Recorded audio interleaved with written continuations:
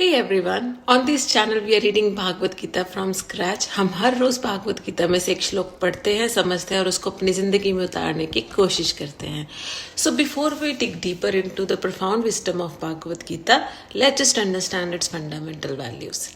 भागवत गीता में total 18 chapters और 700 श्लोकास हैं। इन 18 चैप्टर्स को टोटल 3 हिस्सों में बांटा गया है, जिसमें कि कर्म योग, भक्ति योग और ज्ञान योग है। ये तीनों ही कॉन्सेप्ट बहुत ही स्ट्रॉन्ग और वेल कनेक्टेड है। भक्ति योग being at the centre nourishes both Karma and ज्ञाना। भक्ति योग हमें सिखाता है परमात्मा के प्रति समर्पण।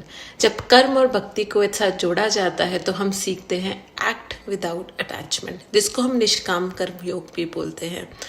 कर्म करते हुए प्रोसेस को एंजॉय करना और अपने आप को फल की इच्छा से दूर रखना ही निष्काम कर्म योग है, और हम ये भक्ति के बिना नहीं सीख सकते।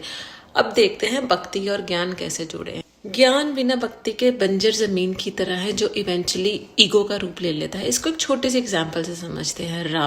रावण बहुत बुद्धिमान थे, लेकिन जब वो माता सीता का अपहरण करके लेकर आते हैं, वही नॉलेज जो है उनकी ईगो पे ट्रैप हो चुकी है और वही उनके विनाश का कारण बन रही है। अगर हम इन 3 वैल्यूज को अपनी जिंदगी में उतारें तो इनमें इतनी कैपेसिटी है कि ये हमारी रूट्स को बहुत डीपली नरिश करेंगी और हमें लाइफ में एक बिगर पर्पस अचीव करने में हेल्प करेंगी।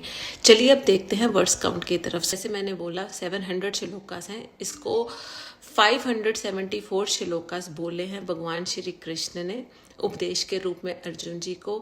84 श्लोक बोले हैं अर्जुन जी ने in the form of their questions, dilemmas, confusions.